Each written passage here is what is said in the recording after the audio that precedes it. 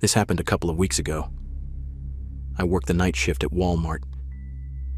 It's not the worst job in the world, but after a while, it starts to feel like you're just floating through time.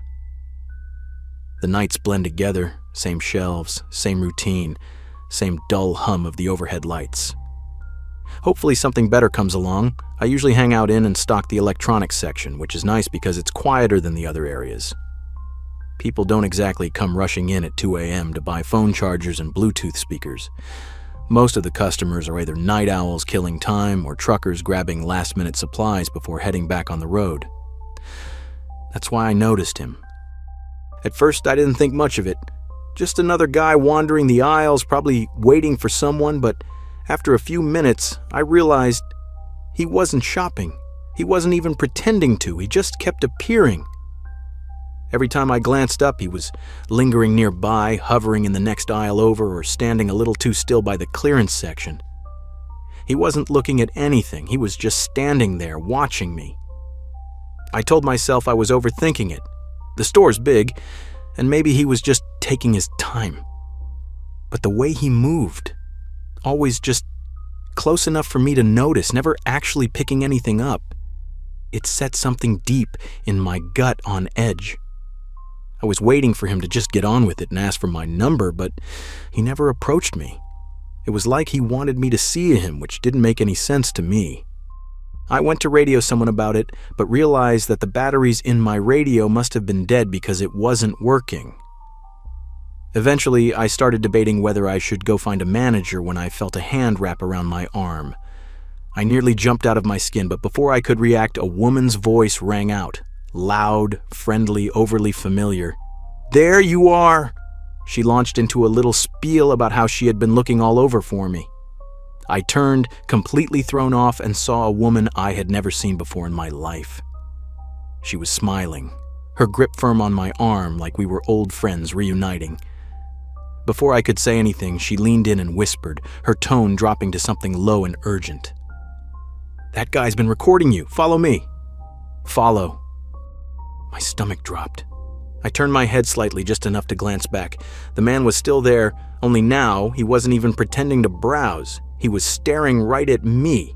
A cold wave of fear crept over me. I let her pull me. I didn't even question it. The way she grabbed my arm, the way she spoke so loud and casually like we were two old friends reuniting, I clung to it. I was beyond grateful that someone had realized what was going on and put herself in an uncomfortable position just to help me. She kept up the act as we walked, rambling about something, maybe a trip she had taken, maybe an inside joke we supposedly shared. I barely processed the words. My thoughts were stuck on him. Had he really been recording me? That was creepy as hell. I wanted to know if he was still following us, but I couldn't muster the courage to turn around just yet. The woman steered me through the aisles, moving fast. I barely noticed where we were going, only that we were going, that the distance between me and that man was growing. In all honesty, I was kind of expecting her to quit pretending to know me at some point. But she kept it up. At one point, it was getting a little uncomfortable, so I glanced behind me and, to my relief, that man was no longer following. The woman kept pulling me forward, though. I told her that we were good now and that we should probably go find my manager, but she just squeezed my arm tighter, telling me that he was lurking somewhere. I thought to myself, so what? What's he going to do in a store full of employees? I was obviously worried at first because no one was around, but now that I wasn't alone, I started realizing that there wasn't much of a point in being scared anymore. I told her this, but she continued moving. I told her I was serious and planted my feet, twisting my arm slightly to loosen her grip. "You can let go now," I said, but she didn't. She smiled at me, but something in it was off. "Come on, just a little further," she said, basically tugging me at that point. I glanced around. The store was basically dead. We had moved past the registers, past the self-checkout, past the aisles that saw the most foot traffic. The warehouse section loomed ahead, dimly lit and nearly empty.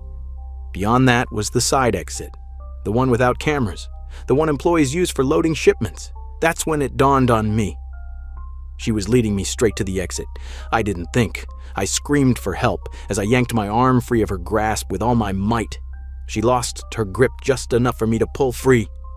I didn't waste another second. I turned and ran toward the front of the store. As I fled, she yelled something behind me. She yelled for me to come back. Then she called out my name, which I hadn't given her. I kept running until I saw one of my coworkers who was running toward me, most likely reacting to my screaming. I told them to call security, which they promptly did. That woman was long gone, though. By the time I told my story to the security guards, both the woman and the man were nowhere in sight. They reviewed the security footage, and just as I suspected, the woman and the man had walked into the store together. She had been with him the entire time. The man's face was clear as day in one of the frames, but hers was always turned away.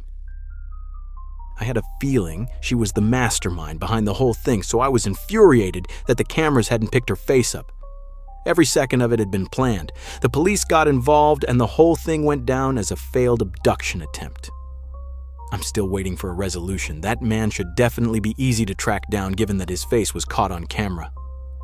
But I have no idea how that woman knew my name. That's what terrifies me the most. Those people hadn't just picked me at random. I was a direct target.